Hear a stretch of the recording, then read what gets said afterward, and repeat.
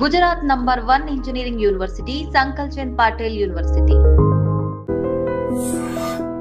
సమాజాన్ని ఎందుకు ఇటువైపు నడుస్తుంది అని అంటే మనం చూపించే విషయాలు అలా ఉన్నాయి, చూపించే సినిమాలు అలా ఉన్నాయి, చూపించే సీరియల్ అలా ఉన్నాయి, చూపించే ఆదర్శమైన వ్యక్తులు అలా ఉన్నారు. మనం ఎవరైతే హీరోలు అనుకుంటున్నామో వాళ్ళు ప్రొద్దున లేస్తే విడాకులు తీసుకొని ఇంకొకరిని పెళ్లి చేసుకొని, విడాకులు తీసుకొని ఇంకొకరిని పెళ్లి చేసుకొని, ఇలాంటివి చూస్తుంటే మనం కూడా అది నార్మలైజ్ అయిపోయింది మన భారతీయ సంస్కృతిలో.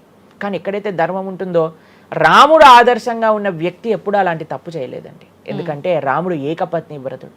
ఎంత కమిట్మెంట్ ఉండాలి భార్య పట్ల, భర్తకు కూడా అలానే అండి. ఇప్పుడు ఒకళ్ళు తప్పు అంటే ఇప్పుడు చాలా మంది అనుకుంటారు ఇది ఎత్తి పురుషులకే వర్తించింది అని. పురుషులకు ఎంతైతే వర్తిస్తుందో అంతే స్త్రీలకు కూడా వర్తిస్తుంది, స్త్రీలకు ఎంతైతే వర్తిస్తుందో అంతే పురుషులకు కూడా వర్తిస్తుంది. కాబట్టి ఈ 4 చాలా జాగ్రత్తగా ఉండాలి. పరస్త్రీ సంఘము, పరపురుష సంఘం, వీటి నుంచి చాలా జాగ్రత్తగా ఉండాలి. ఈ 4 కానీ మనం ఆచరించగలిగితే మన జీవితంలో చెయ్యకూడనివి 4, చెయ్యాల్సినవి 4. ఇప్పుడు మనం చేయకూడనివి 4 గురించి విన్నాం కదా, చెయ్యాల్సిన 4 ఏంటో ఒక నిమిషంలో చెప్పేస్తా. మంచి భక్తుల యొక్క సాంగత్యం, మంచి పుస్తకాలు చదవటం, భగవన్నామాన్ని జపం చేయటం, మంచి ఆహారాన్ని స్వీకరించటం. ఈ 4 చేస్తే మనం డైరెక్ట్గా భగవంతుడి యొక్క శ్రీచరణాల దగ్గర ఉంటాం అనమాట. ఓకే, ఇవన్నీ జరగాలి అని అంటే మనం ఆధ్యాత్మికం వైపు మన మనసును మళ్ళించాలి. మనకి ఆధ్యాత్మికము అవసరము అని మనం తెలుసుకోవాలి. ఎప్పుడైతే తెలుసుకుంటామో మనం సమయాన్ని ఇవ్వగలుగుతాం. ఓకే ప్రభుజీ, జపం అని అంటుంటారు. నిజంగా జపం అంటే ఏంటి ప్రభుజీ? ఏ విధంగా జపం చేయాల్సి ఉంటుంది? జపము మనకి కలియుగంలో తరించడానికి మార్గం. కృతేయ ధ్యాయతో విష్ణుం త్రేతాయాం యజతోమకై ద్వాపరే పరిచర్యాయాం కలో తత్ హరికీర్తనం అని చెప్పారు. భగవంతుడి యొక్క నామ జపం అత్యంత శ్రేష్టమైనది. కృష్ణుడు భగవద్గీతలో ఏం చెప్తారో తెలుసా అండి? అన్నిటికంటే గొప్ప యజ్ఞం, యజ్ఞములలో నేను ఒక యజ్ఞాన్ని అని చెప్తారు. ఏ యజ్ఞం తెలుసా? యజ్ఞానాం జప యజ్ఞోస్మి అని భగవంతుడు చెప్తారు. అన్నిటికంటే గొప్ప యజ్ఞం జపం చేయడం అనమాట. ప్రతిరోజు జపం చేయాలి. మేము ప్రతిరోజు 2 గంటల పాటు జపం చేస్తాం ప్రొద్దున పూట. ఏంటి జపం చేయాలి? భగవన్నామాన్ని జపం చేయాలి. భగవన్నామము అత్యంత సులభంగా మనల్ని భగవంతుడి యొక్క కృపని తెచ్చిపెడుతుంది, భగవంతుడి యొక్క రియలైజేషన్ మనకిస్తుంది అనమాట. అందుకే హరిర్నామ హరిర్నామ హరిర్నామేవ కేవలం కలోర్నాస్తేవ గతిరన్యదా అని చెప్పారు. అన్నిటికంటే శ్రేష్టమైనది ఎటువంటి రూల్స్ అండ్ రెగ్యులేషన్స్. ఇప్పుడు కొంతమంది అనుకుంటారు జపం అంటే చాలా రూల్స్ ఉండాలి, అది చేయాలి ఇది చేయాలి అని. ఏం లేదు, చక్కగా శుచిగా ఉండండి, శుభ్రంగా ఉండండి, భగవంతుడి ముందు దీపం పెట్టండి, కూర్చోండి, ఒక జపమాల పట్టుకోండి. హరే కృష్ణ కృష్ణ కృష్ణ హరే హరే, హరే రామ రామ రామ హరే హరే. సింపుల్ మంత్రం, ఎవరైనా చేయొచ్చు, ఎటువంటి కాంప్లికేషన్స్ లేదు. ఏ స్థితిలో ఏ అవస్థలో ఉన్న వాళ్ళైనా సరే చక్కగా జపం చేయొచ్చు. ఎటువంటి నియమాలు లేదు. ఎప్పుడైనా సరే చక్కగా భగవన్ నామానికి నియమం లేదు, మంత్రాలకి నియమాలు ఉన్నాయి, కానీ ఇది భగవన్ నామం. ఇటువంటి నామాన్ని కానీ మనం హరినామం అని అంటారు దీన్ని. ఈ హరినామాన్ని కానీ చక్కగా జపం చేయగలిగితే మనకి బ్రహ్మాండమైన ఫలితాలు, ఆ భగవంతుడి యొక్క కృప మనం ఎక్స్పీరియన్స్ చేయగలుగుతాం మన జీవితంలో. ఇప్పుడు మీరు చూడండి, నోట్లు ఎప్పుడైనా మనం లెక్క పెట్టామనుకోండి, ఎలా లెక్క పెడతారు తెలుసా? ఇలా 1 2 3 4 5 6 7 8 9 10 అని లెక్క పెడతారు, అంతేనా? ఏదైతే నోట్లు లెక్క పెట్టేటప్పుడు ఎప్పుడు మనం బయటికి లెక్క పెడతాం, ఎందుకంటే ఇది ఎప్పుడు బయటికి వెళ్ళేదే. కానీ జపం చేసినప్పుడు ఎలా లెక్క పెడతారో తెలుసా అండి? మీరు జపం చేస్తుంటే హరే కృష్ణ కృష్ణ కృష్ణ హరే హరే, హరే రామ రామ రామ హరే హరే అని లోపలికి అంటాం మాలని. నోటిని బయటికి అంటాం, జపాన్ని లోపలికి అంటాం లెక్క పెట్టేటప్పుడు. ఎందుకంటే ఇది ఎప్పుడు మనతో పాటు వచ్చేది ధనం, ఇది వెళ్ళిపోయే ధనం.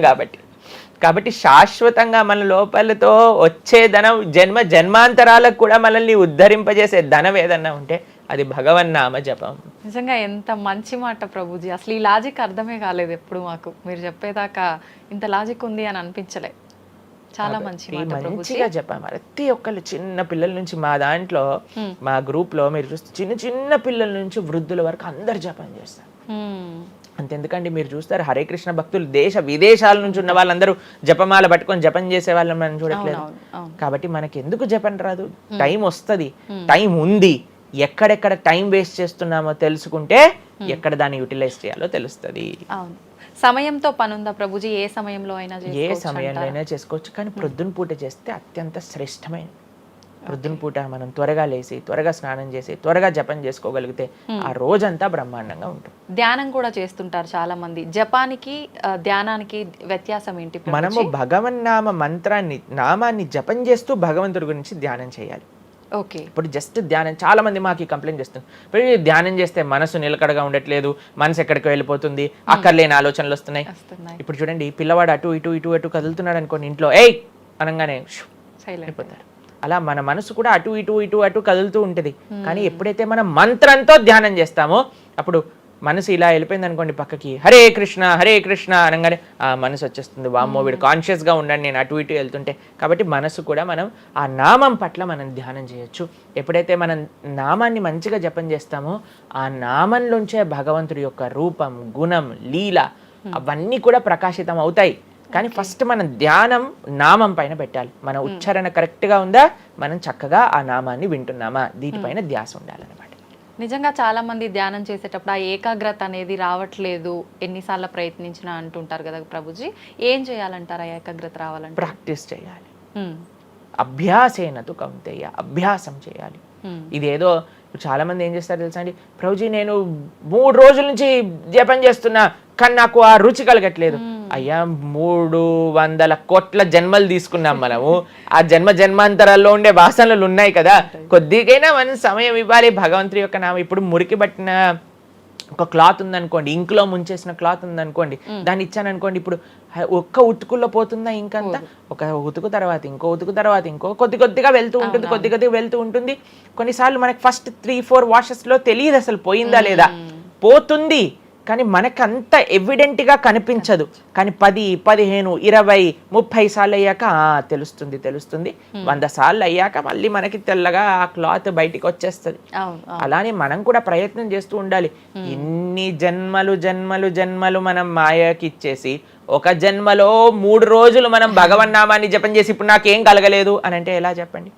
ఆ నిష్ఠ, ఆ సిన్సియారిటీ ఇవ్వాలి టైం మనకి. ఎలాగైతే మీరు టైం దీనికి ఇచ్చారో అలానే టైం భగవంతుడు కూడా ఇవ్వాలి. తప్పకుండా ఆ ప్రాసెస్లో తప్పులేదు. మన సిన్సియారిటీ ఎంత సిన్సియర్గా మనం చేస్తే అంత తొందరగా మనకు కృప అనేది లభిస్తుంది. ఓకే ప్రభుజీ, ఒకసారి ఆత్మ శరీరాన్ని విడిచి వెళ్ళిన తర్వాత మళ్ళీ ఎంత కాలం పడుతుంది మళ్ళీ ఒక జీవిలో రావటానికి? ప్రాణం అంటే ఏమంటారు, అది ఒక కస్టమైజ్డ్ ప్రాసెస్ అన్నమాట. అది ఎవరికి ఎంతసేపు వాడు నరకంలో ఉంటాడో, ఎంతసేపు స్వర్గంలో ఉంటారో, ఎంత తొందరగా, అవన్నీ ఇంకా మనం చెప్పలేము. చాలా కాంప్లికేటెడ్ కర్మ సిద్ధాంతం అంటే. దానికి ఏం స్పెసిఫిక్ పారామీటర్స్ లేవు. మనతో అయినప్పుడే మనకు తెలుస్తుంది ఎన్ని రోజులు ఉన్నాం, మనం ఎక్కడ ఉన్నాం అనేది. కాబట్టి తప్పకుండా ఒక శరీరం నుంచి వదిలిపెట్టి వెళ్ళాక కొన్ని రోజులు ఆ జీవాత్మ అలానే తిరుగుతారు అని చెప్తారు. అందుకే మనము మంచి పుణ్యకర్మలన్నీ చేయడానికి ప్రయత్నం చేస్తాం. 10, 11, 12 అట్లా ఒక్కొక్కరికి ఒక్కొక్క పద్ధతులు ఉంటాయి. దాని తర్వాత వాళ్ళు అక్కడ నుంచి స్వర్గాది లోకములకు, నరకాది లోకములకు వెళ్ళి వాళ్ళ పాప పుణ్యాలన్నీ అనుభవించి మళ్ళీ ఇంకొక శరీరంలోకి దాల్చడానికి ఈ భూలోకంలోకి రావాల్సి వస్తుంది. లేదు ఆయన చాలా భాగవతోత్తముడు, భగవంతుడికి శరణాగతి చేసి భక్తి చేసిన వాళ్ళు, పుణ్యంతో సంబంధం లేదు, పాపంతో సంబంధం లేదు, సాయిగా యత్గత్వా నా నివర్ధంతే తద్ధామ పరమమ్మ, భగవంతుడి యొక్క లోకానికి చేరుకున్నారనుకోండి, ఇంకా మళ్ళీ పుట్టాల్సిన అవసరం లేదు, పుణ్యము లేదు, పాపం లేదు, ఏ గోల లేదు, ఆనందంగా భగవంతుడి యొక్క సేవలో ఉండొచ్చు. మన సనాతన ధర్మంలో మీరు అర్థం చేసుకోవాల్సినవి 3 ఉన్నాయండి. ఏంటి ప్రభుజీ? ఒకటి పాపం, అంటే మనం చేసే తప్పుడు వాటికి వచ్చే ఫలితాన్ని పాపము అని అంటారు. 2 పుణ్యం, మనం చేసే మంచి పనులకి మనకి రిటర్న్గా వచ్చేది పుణ్యం. ఇంకొకటి 3వది ఉందండి, దాన్ని భక్తి అని అంటారు. భక్తి పుణ్యానికి సంబంధం లేదు, పాపానికి సంబంధం లేదు, ఇది సపరేట్ బ్యాంక్ అకౌంటే. ఎప్పుడైతే మనం ప్రేమతో భగవంతుడిని ఆశ్రయిస్తామో అది పుణ్యం కాదు, అది భక్తి సుకృతి అంటారు, భక్తోన్ముఖ సుకృతి అని అంటారు. ఎవరైతే భక్తి చేస్తారో అటువంటి వాళ్ళు నా స్వర్గానికి వెళ్ళరు, నా నరకానికి వెళ్ళరు, వాళ్ళు వెళ్ళేది భగవంతుడి యొక్క లోకానికి.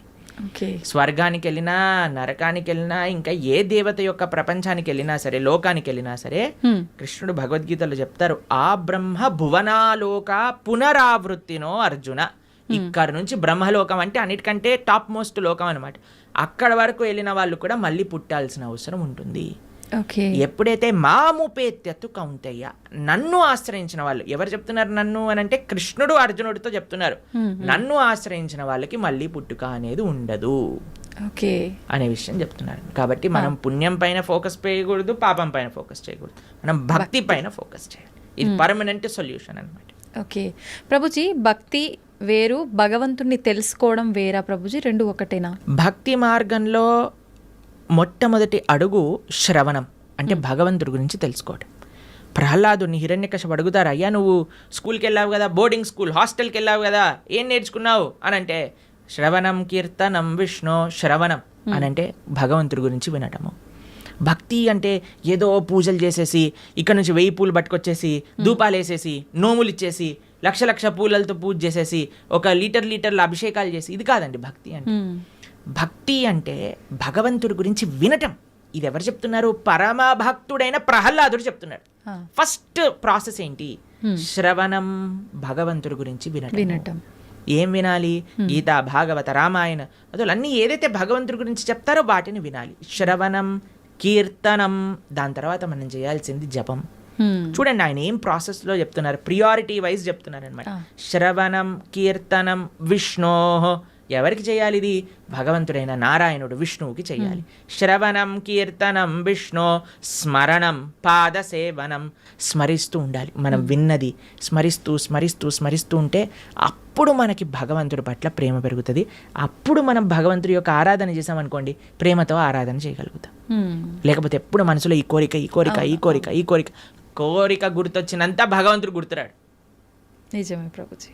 ఎప్పుడైతే మనం శ్రవణం, కీర్తనం, భగవంతుడి గురించి వింటామో, భగవంతుడి యొక్క నామాన్ని జపం చేస్తామో, అప్పుడు మనం ఆరాధన చేసేటప్పుడు మన మనసు భగవంతుడి పైన ఉంటుంది. కాబట్టి అందరూ కూడా ఫస్ట్ వ్రతాలు, నోములు, పూజలు చేసేయడానికి పరిగెత్తుతూ ఉంటారు. కానీ దాటికంటే ఫస్ట్ ఇనీషియల్ స్టెప్స్ ఏంటి అని అంటే, ఇప్పుడు చూడండి, ఒక ఫస్ట్ ఫ్లోర్కి ఎక్కాలి అని అంటే మనం లాంగ్ జంప్ చేసేసి ఎక్కిస్తామా? ఒకసారి దూకామనుకోండి, ఆయనతో కాలు చేతులు విరిగిపోతాయి, అంతే. మెల్లమెల్లగా ఎక్కామనుకోండి, కరెక్ట్ పాత్లో మనం వెళ్తూ ఉండొచ్చు అనమాట. అందుకే ఫస్ట్ స్టెప్ ఏంటంటే భగవంతుడి గురించి వినండి, భగవంతుడు గురించి స్మరించండి, భాగవత రామాయణాదులు ఏం చెప్పారో తెలుసుకోండి. అందుకే ఇన్ని గంటలు మనం యూట్యూబ్లలో వీటిలలో చెప్పేది ఎందుకు అని అంటే జనాలు వినడానికి. వింటే వాళ్ళకి భగవంతుడి గురించి తెలిస్తే మంచి భక్తి మార్గంలో ముందుకెళ్తే అది జీవుడి యొక్క పరమశ్రేయస్సుకి కారణం అవుతుంది. ఓకే ప్రభుజీ, ఒక మంచి భక్తుడిగా ఉండాలి అంటే ఫస్ట్ చేయాల్సింది మీరు చెప్పినట్టుగా భగవంతుడి గురించి వినడమే అంటారా? కరెక్ట్. శ్రవణం, కీర్తనం. ఫస్ట్ ప్రాసెస్ ఏంటి అంటే శ్రవణం. మనం వినడానికి ప్రయత్నం చేయాలి. ఎవరి నుంచి వినడానికి ప్రయత్నం చేయాలి? ఎవరైతే శాస్త్ర అధ్యయనం చేసిన మంచి భక్తులు ఉన్నారు. ఇప్పుడు చూడండి, మార్కెట్లో ఎవరు పడితే వాళ్ళు చెప్పడానికి రెడీ అయిపోయారు. ఇది ఇలా చెయ్యి, ఆ చిట్కా ఇలా చెయ్యి, ఈ పరిష్కారం ఇలా చెయ్యి. అసలైతే ఎంత ఆశ్చర్యం అనిపిస్తుంది అంటే కొన్నిసార్లు మాకు వీడియోలు పంపిస్తే అసలు ఇలాంటి వ్యక్తుల్ని ఎలా వినగలుగుతున్నారు జనాలు అని అనిపించేటట్టుగా ఆశ్చర్యపడిపోతాం అనమాట. ఎందుకంటే భాగవత మన శాస్త్రాలు చెప్పే విషయం వేరు, వీళ్ళు చెప్పే విషయాలు వేరు. ఒకడు తలపైన చేయబెడతానంటాడు, ఒకడు ఇంకొక మాయ చేస్తానంటాడు, ఇంకొకడు మ్యాజిక్ చేస్తానంటాడు. మాయలు మ్యాజిక్ కావాలంటే మీరు మ్యాజిక్ షోకి వెళ్ళండి కదా, దేవుడి దగ్గరికి ఎందుకు రావాలి? ఆధ్యాత్మిక గురువు మాయలు, మ్యాజిక్లు, తంత్రాలు, యంత్రాలు, తలపైన చేయబెట్టాలు అవన్నీ చేయరండి. ఆధ్యాత్మిక గురువు ఎప్పుడైనా సరే, మీరు ఏ శాస్త్రంలో చూసినా ఎవరైనా సరే మీరు చూడండి, మన జ్ఞానము వేరే వ్యక్తులకి గురువు ఎప్పుడు కూడా శ్రవణం ద్వారానే పంపిస్తారు. రామ లక్ష్మణులు కూడా విశ్వామిత్రుల దగ్గర నుంచి శ్రవణం చేసి జ్ఞానాన్ని సంపాదన చేసుకున్నారు. కృష్ణుడు సాందీపముని దగ్గర నుంచి శ్రవణం చేసుకొని జ్ఞానాన్ని విన్నారు. అర్జునుడు కృష్ణుడి దగ్గర నుంచి శ్రవణం చేశారా? కృష్ణుడు వచ్చి చేయబెట్టాడు అర్జునుడి పైన శ్రవణం. కాబట్టి భగవంతుడిచ్చిన మార్గము శ్రవణం. మన జ్ఞాన సముపార్జన చేయాలి. మనకి ఏదో అయిపోవాలని మన ధర్మంలో కొంతమంది మనల్ని మోసం చేసే, ఇప్పుడు చూడండి, ఎవరికైతే మోసపోవాలని ఉంటుందో వాళ్ళని మోసం చేసే వాళ్ళు రెడీగా ఉంటారు మార్కెట్లో.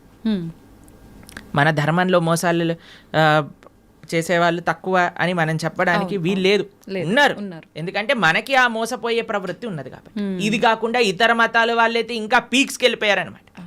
వాళ్ళు చేసే మోసాలు కానీ, వాళ్ళు చేసే యాక్టింగ్లు కానీ, వాళ్ళు చేయించే డ్రామాలు కానీ చూస్తే అసలు ఎందుకు ఇంతమంది అక్కడ ఉంటున్నారంటే, అసలు మీరు చూడండి, మేము ఆ వీడియో చూసినప్పుడు మాకు పంపిస్తుంటారనమాట జనాలు, ఇలా వీళ్ళు చేస్తున్నారు ప్రభుజీ, పాస్టర్లు వీళ్ళు అని చూస్తున్నప్పుడు అయితే మాకు అనిపిస్తుంది, ఎవడైనా బుర్రున్నవాడు అసలు ఈ సభకి వెళ్తాడా, అసలు వీక్షిస్తాడా?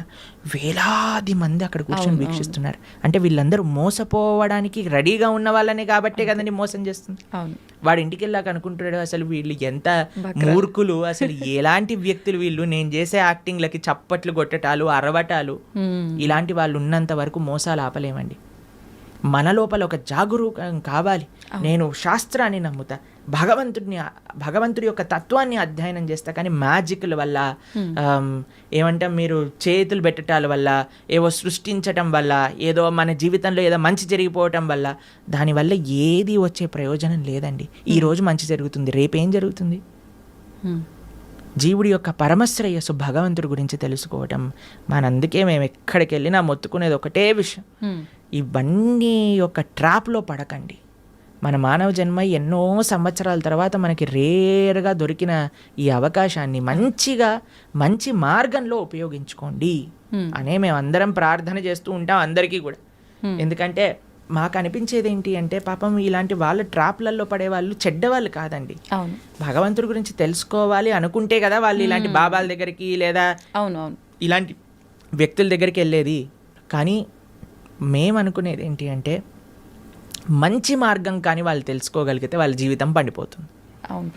మన శాస్త్రం ఏం చెప్తుంది తెలుసా, ఇలాంటి చెడు వ్యక్తుల వల్ల వెళ్ళే వాళ్ళ పరిస్థితి ఎలా ఉంటుందట అంటే సగం మింగిన కప్పలాగా ఉంటుందట. పాము ఒక పెద్ద కప్పని పట్టేసుకుంటుంది. ఎంత పెద్దగా ఉంటుందంటే ఆ కప్ప లోపలికి మింగలేదు, బయటికి వదలలేదు. అలాంటి పరిస్థితులు చిక్కుకుపోతారు. కాబట్టి మీ అందరికీ మేము చేసే ప్రార్థన ఏంటి అంటే ఎవరైతే శాస్త్రాన్ని అధ్యయనం చేశారో, శాస్త్రపరంగా శాస్త్రసమ్మతంగా మాట్లాడతారో, ఎవరైతే వైదిక సనాతన ధర్మాన్ని ఆచరిస్తూ ఉన్నారో, ఇప్పుడు ఏంటంటే అండి కలియుగంలో ఎంతోమంది దేవుళ్ళని మ్యానుఫ్యాక్చర్ అయిపోయారు. ఎక్కడ చూసినా వీడి దేవుడు అంటాడు, వాడి దేవుడు అంటాడు, అందరినీ దేవుళ్ళు అనటం ప్రారంభం చేశాం. కానీ ఒక్క విషయం, భగవంతుడు అనేవారు ఎవరైనా ఉంటే అది వేదములు ప్రతిపాదన చేసిన వారు మాత్రమే. కాబట్టి శాస్త్రీయంగా ఎవరైతే ప్రామాణికంగా దైవము అని చెప్పారో వాళ్ళ గురించి తెలుసుకోవటం శ్రేయస్సు. ఆ శాస్త్రీయమైన గ్రంథాలను అధ్యయనం చేయడం శ్రేయస్సు. కానీ మొన్న ఒక 50 సంవత్సరాల ముందో 70 సంవత్సరాల ముందో పుట్టిన గ్రంథాలని మనం చదవాల్సిన అవసరం లేదు. మనం చదవాల్సిన ఏదైనా వాంగ్మయం ఉంటే అది వ్యాసుడిచ్చిన వాంగ్మయం మాత్రమే. అది చాలా ముఖ్యం.